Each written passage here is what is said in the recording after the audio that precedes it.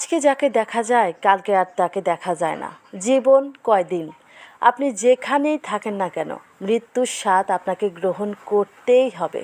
কিন্তু মৃত্যুর পরই সবই শেষ হয়ে যায় না। আত্মার অবসান ঘটে বটে, কিন্তু থেকে যায় মায়া। সেই মায়া কাটিয়ে ওঠা অত্যন্ত কঠিন ব্যাপার। যাই হোক বন্ধুরা, গত 2 মাস আগে আমাদের এই সাদা গাইটার একটা সাদা বাছুর হয়েছিল। সেই দিন আমি একটা ব্লগ ভিডিও বানাইছিলাম এবং সেই ভিডিওটা আমার চ্যানেলে আপলোড করে দিয়েছি। যারা দেখেন নাই তারা অবশ্যই দেখে আসবেন। এই বাছুরটা যেদিন হয়েছিল আমরা সবাই খুবই খুশি হয়েছিলাম। একদমই সাদা মায়ের মতো দেখতে হয়েছিল। কিন্তু হঠাৎ করেই গত কয়েকদিন হলো আমাদের এই বাছুরটা একটা কঠিন ভাইরাস দ্বারা আক্রান্ত হয়েছে। বাড়িতে ডাক্তার ডেকে এনে অনেক ওষুধ খাওয়ানো হলো, অনেক ভ্যাকসিন দেওয়া হলো, কিন্তু কিছুতেই কাজ হচ্ছে না।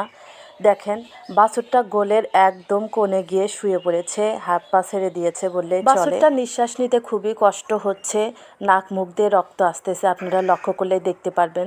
আমি একদম কাছ থেকে দেখালাম না, কারণ আমার স্ট্রাইক চলে আসবে রক্ত দেখালে।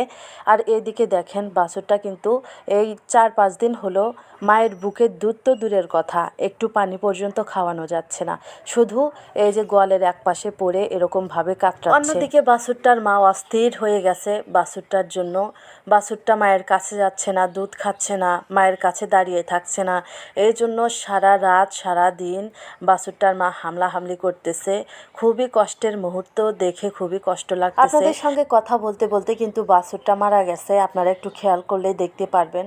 আমার এখন খুবই কষ্ট হচ্ছে, আপনাদেরকে বলে বোঝাতে পারবো না। যাই হোক, ধৈর্য হারা হওয়া যাবে না। মহান আল্লাহ তাআলা ধৈর্যশীলদের পছন্দ করেন। আল্লাহর উপর ভরসা, আল্লাহ যা করেন ভালোর জন্যই করেন।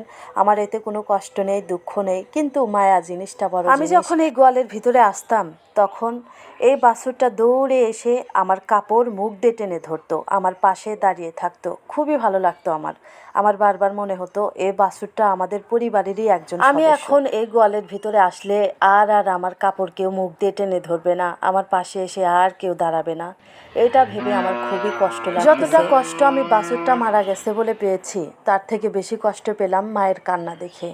বাছুরটা মারা গেছে বলে মা কত জোরে জোরে কান্না করতেছে, মনে হয় কলিজা ফেটে যায় এই কষ্ট দেখলে। বাছুরটা মারা গেছে তাই কিন্তু এখানে গর্ত খোঁড়া হচ্ছে, এই গর্তের নিচে কিন্তু বাছুরটাকে চাপা দেওয়া হবে।